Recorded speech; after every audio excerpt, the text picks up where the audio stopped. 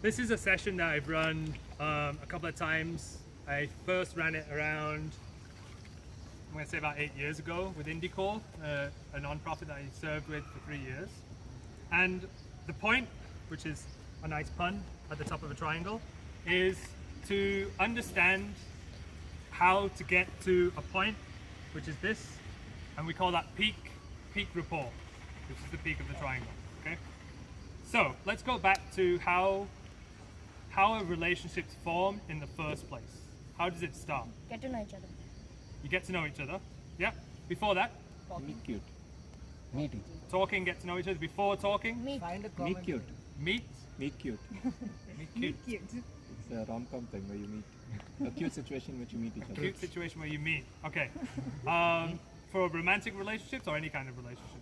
Any relationship. It's usually used in rom-coms, but it's any relationship. All right. Cool. So there's a concept of meeting. This is the point I took away. Anything else? What happens when you? How do relationships form? Or like, what is the very, very beginning? You meet each other. Yeah. Come here, Conra. Fantastic.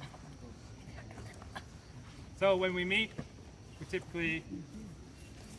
Hello. Hi, Conra. Hi. Nice to meet you. Thank you. Yeah. So what's your last name? Sharish. Okay. And where are you from? Bangalore. All right. Cool. Do you have any questions for me? No. You wanna get to know me? So do you go to school? How old are you? 14. What's your favorite part of school and why? I don't You don't know? You don't like school? I like it. Okay. Well, what part of school do you like? I like everything. You don't have a favorite subject? Okay, so you like everything Except Hindi. except. Okay, why don't you like Hindi? Boring. Boring. Okay, fine. All right, that kind of makes sense. All right, great. Thanks, Ganra. Cool. So in the first instance, what we're doing a lot of the time is just sharing a lot of facts and information with each other, right? So this forms the base of the relationship triangle. So I'll just write this in. Facts and info. This comes. Okay. What might happen after a while? This happened between me and Ganra very quickly once I understood what kind of personality he has. You get the likes and dislikes.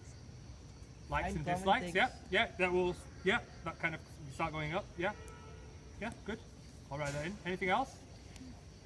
You build a kind of rapport? How? Find common points. Yeah, Yeah. fantastic, yeah. So common ground, we start to look for common ground. We do this naturally, right? We just start asking people like, where do you come from? It's like, oh, my auntie lives there. I know somebody who comes from that village or that town, or I've also been to UK, or I've seen Charlie Chaplin movies. I've heard that before, by the way. So that kind of stuff happens, right? So we start to find common ground. Fantastic. What might happen? What else might happen? What happens a lot with, I'm taking Ganra's example because I think it's really good. Me and Ganra do a lot. Even Vijay and Ganra does a lot. Vijay, Sanjay does it a lot. They do it a lot. Start. Banter. Yes. Fantastic, yeah. When So said this is Vijay where and we start Sanjay- to get Vijay into and Sanjay, right? banter. Excellent. State facts. So banter is sharing jokes, trying to like find that kind of sweet point where you can joke around with somebody. And typically what I do is I push, get into really like tricky ground like racism and joking about war or something, I don't know, like, and see where it is and then kind of back off a little bit. And that's when I find that kind of sweet point of sarcasm and wit and all that kind of stuff. Cool. Now we're going to get into thinking about more of your deeper relationships, right? And what you can start to see is that this reduces, okay? The amount of people that we've shared facts and information with at my age, it's in the hundreds probably, right? Ganra, it's about 2. No, but it's a lot of people. Generally, it's a lot of people that we've met. We've said hi, hello, how are you, right? As we go up, it becomes less. So as we're going up here, what kind of makes up the conversations, or what makes up the important parts of the relationships? Understanding Understanding? Like Yeah. Do you want to feelings, elaborate? emotions. Understanding their feelings and emotions. Yeah, fantastic. Yeah. So this is where we get into emotions. Yeah. Anything else? Like personal stuff. Excellent. Personal. Yeah, there's an L at the end. Go out and wait. Taking care of them. Yep, yep. That would come. Yep, absolutely. Good. Then, a peak rapport. So if I write this on now, peak, P-E-A-K, rapport, R-A-P-P-O-R-T. Okay, handwriting's engineering handwriting. If you think about the people that you have peak rapport, so I could say me and Meghna have peak rapport. Okay. Some people have that with their parents. Some people have that with just best friends. Okay. So what other things perhaps might happen before you get into peak rapport? Sharing your problems. Sharing problems, yeah. I think trust in faith. Fantastic, yeah. Trust, I'm going to put it as an arrow going up here. And say trust. Yeah. Working through fights. Like when you don't, this is all goody stuff, but when things go bad, Yeah. you know how to work through it. Yep. Challenges. Understanding each other. Understanding, yeah. Somebody said understanding, and I'll just put this in because we're Growth together, like you grow together, probably in your like the same thing, or you grow together. how? Like if say I am interested in probably certain kind of let's say books or something, and then she's also interested in something. So we exchange and we grow. Mhm. And we exchange knowledge, or we know okay this person wants to go here, so I help that person. Yeah. You could say investment in each other. Some of what you said sounded like common ground. You had the common ground, and then you built upon that through emotional storytelling, sharing something that had happened to you, perhaps. And that's how we get up there. Yeah, fantastic. Right, we've more or less filled every level of the triangle, and you got all the points. Let me just double check. That are part of the triangle. Okay? So, now we want to think about how it happens, and is it possible to go up the triangle and also lose relationships? Okay?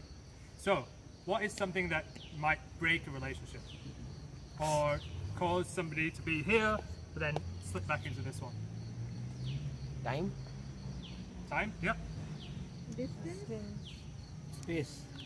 I'm just gonna put Misunderstanding. Get into time and philosophy, space, just said man. that as a Star Trek thing, yeah. Continue. Time, distance, space, physics. And Philosophy. misunderstanding. Misunderstanding. Interesting. Can you elaborate on that and talk to the crowd? When you're, I mean the conversation is going two different ways. One person's trying to do one thing, the other person's trying to do the other thing, and they're refusing to One second. fight. They're refusing to find that middle ground, and then it leads to conflict and stuff. And as a result, walls come up, and you're not sharing emotions and personal stuff anymore. Fantastic. Yeah, great point. Well put. Somebody said ego, and then some. Yeah, do you want to elaborate on that point? Yeah, so usually if there is a certain challenge or a certain, if there's a risk, but you let your ego come and say, oh, I said this and it has to be like that, you're not open to what the other person says, or you're not thinking from their shoes, but you want to win no matter what. So I think that happens with a lot of things. Yep, fantastic. Great. And Elvira, you said I something. said difference of opinion. Difference. They don't agree to this. Yeah. So what happens, is that the same as like the understanding part? Yeah? And sometimes you have too much of a difference of opinion, so you just agree to disagree, call it a day, and you're going to keep your relationship in this kind of space. Yep? That. When the banter goes too far and it hurts Yeah. their emotions. Emotions, fantastic. Yep. Absolutely. Happens a lot. We joke around and then we realize that we've actually offended somebody. Yeah. Srini. If any of these across the hierarchy, if they break trust, Yeah. you're in big trouble. Yeah. And how many times? Sometimes it could be like a small thing, and then it's just too many break of trust. Sometimes it could just be one big thing, right? Like, I talk about marriage a lot, perhaps, but it's like if somebody breaks that trust through being with somebody else, that could be enough of a big break of a trust. Calling it a day. At best, we're going to be at facts and information divorce lawyers. I've seen people fall out right from the peak. Yep. below the bottom just because of one trust issue. Could be. Yeah. Fantastic point. Yeah, great. Dalib, you had your hand up? Expectations. Yeah, keep talking, yeah. So like if rather people start accepting expectations from others without knowing their intention or something like that, and if they doesn't settle to their expectations, it becomes lower to that. Yeah, if it doesn't meet the expectations. Yeah, fantastic. I would Yeah. add to that. I think it's lack of empathy. When Madhu can't hear you. I think it's also lack of empathy. Adding to what Talib said, even if we are really close friends, I think people tend to grow at different paces, and I think sometimes we lose track or we fail to recognize that the other person might be growing at a different speed than us. I think that's something that generally tends to happen when you are friends for a really long time also. Yeah, great point. If you can't hear or it's becoming difficult, it's because you're sat in a line. Yeah, you're going to have to shout to Girish. Yeah, so many a times you might realize the longer you know a person, you might find yourself in a space where you're continuously contributing a lot without the other person probably giving in as much. You might not find, to be on the same page with the other person, whereas you always feel that you're making more effort than the other person. So that differentiation might also kind of affect, okay, why am I the only person contributing? One-sided. Feels one-sided. Right, fantastic. We came up with lots of hands up and lots of suggestions. One last. I'll take it. It's you, yeah. I think that is also when you invade too much of a freedom time of them, there'll be a lot of personal space that will be Invaded. affected. So that may also cause misunderstanding or whatever. Yeah, invasion of personal space leads to misunderstanding. Yeah, fantastic. I put in here, it's really hard to read because I've not written it well. It's safe. This tends to be a very safe space. This tends to be a very risky space. When we start talking about things that are really personal, things that happen to us when we were children, or could be anything. Could be something that's happened to us, and only after we form a very strong relationship or we have a high level of trust do we start to go into these things that are very personal to us, and we're being emotionally vulnerable. Yeah, fantastic. I'm going to talk about how much time do I have, by the way? 6 minutes. 6 minutes left. Fantastic. So I'm going to talk about something that happened to me here, which is interesting. I was in a pub in England, of course, because that's all we do, right? Go for a drink. And me and my friend Darren were sitting having a beer together, catching up, and we're friends from like a really long time. And this man sits down and just starts talking to us about his marriage, and he's got heart disease. And at some point, Darren, somewhat rudely but somewhat understandably, also said, "You know what? I'm just here to have a drink with my friend. This is a bit too much," kind of thing.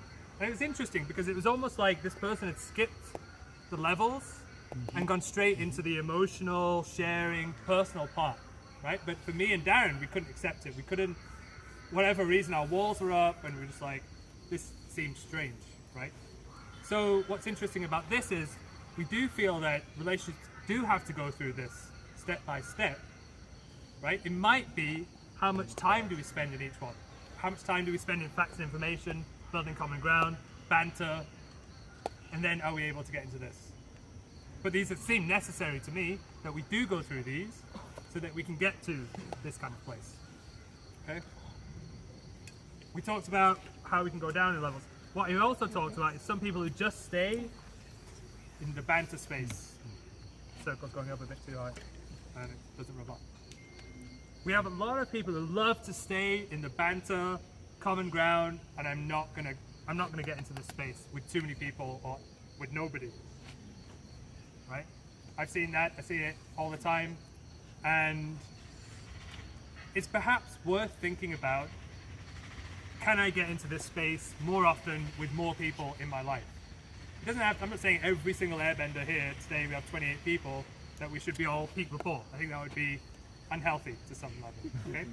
However, I think that we don't do enough of this. We don't share a lot of emotional and personal stories, and it doesn't have to be the thing that's psychologically scarred us, right? It could just be something that happened to us last week, and like that made me sad. or this made me really happy. Like I loved when I saw this happening. I saw somebody help somebody across the street, and that was amazing. It made me feel so good. It reminded me of this time when my mum did this for me, something like this. Yeah. So it is worth thinking about where you spend a lot of your time. You could also work in public relations, so you're going to have to spend a lot of time in these spaces, and that's your job. And how many people do you have peak rapport with? Is it one person? For me, is it one person? Maybe. I think right now it is, which is a problem. Or is it like 3 to 4? I think 4 is like a good number. Like when people that I know in my life who are happy. 4. 4? Yeah. Are 2 of them your parents? No? 4 best friends? Yeah. Excellent. Yeah. Good. Could it be 8? I actually don't know the answer to that question. Is it possible to have peak rapport with 8 people in your life? You think so? It is? 10? It's not good. Amazing. It's too much. You, bro. Keep buffing. Yeah, but it's worth thinking about, right? Like it is worth. If it's 4, could it be more? What would it take to get to be more? If it's 1, what do I need to do to make sure that it's 4? I want it to be 4, but I'm just not putting enough time and effort into building more relationships. I often say to people that unless they play Ultimate, I generally don't talk to them. It's really weird. That's my social life, but like, it just happens. And I'm deliberately making a choice here where I'm going to maintain banter, common ground, facts and information with a lot of people, and I'm cutting out so many people in the world that I could have peak rapport with, or I could at least share personal stories with, right? So, closing statements.